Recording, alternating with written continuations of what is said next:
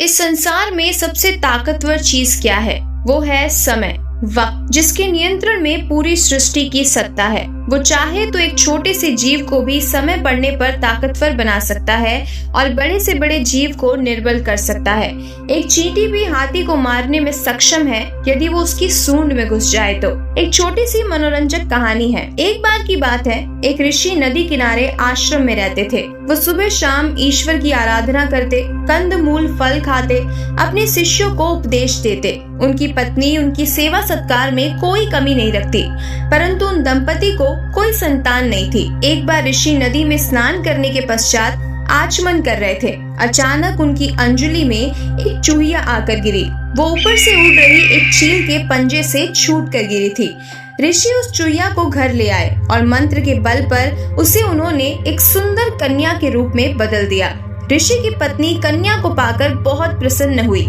कन्या ऋषि के घर में बड़ी होने लगी।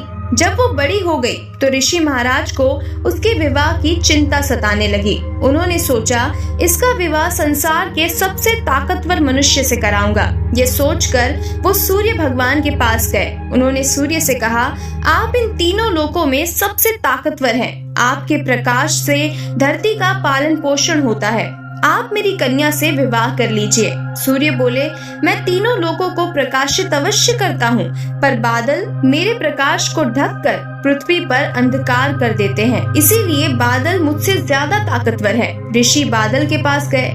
बादलों के देवता वरुण देव बोले, मैं अवश्य सूर्य के प्रकाश को ढक देता हूँ, पर हवा मुझे उड़ा कर ले जाती है। मुझसे बलवान तो वायुदेव है। ऋषि वायुदेव के पास गए। वायुदेव बोले, मुझे तो ये बड़े बड़े पर्वत रोक देते हैं, मैं कहाँ बलवान हूँ, आप पर्वत के पास जाइए।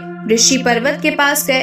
पर्वतराज बोले, मैं तो निष्क्रिय सा यहाँ पर खड़ा हूँ, मुझे तो एक अदना सा चूहा भी कुतर कर अपना बिल बना लेता है। मुझसे ज्यादा बलवान तो वो चूहा है। चूहे का जिक्र आने पर ऋषि को सब याद आ गया। उनकी कन्या का उनसे मिलना, उसे चूहिया से कन्या बनाना, उसका पालन पोषण करना।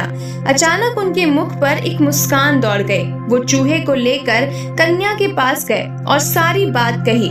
कन्या चूहे से विवाह करने के लिए खुशी खुशी तैयार हो गई।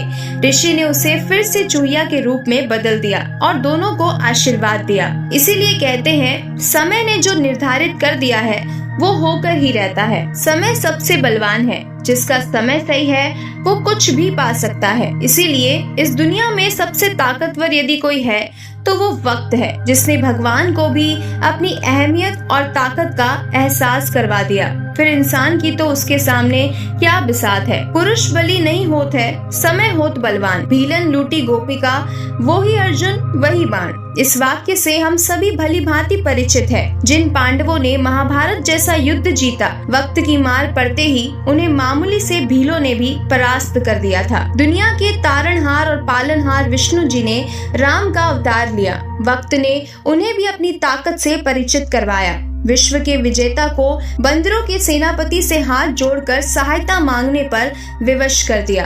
वक्त जब भी ताकत दिखाता है तो दुनिया को रोशन करने वाले सूरज और चांद को भी ग्रहण लग जाता है। वक्त राजा को रंग और रंग को राजा बना देता है। ये अपनी ताकत दिखाने पर आमादा हो जाए तो फिर गुलाम करने वाले को भी ये गुलाम बना सकता है। आपको ये कहानी कैसी लगी?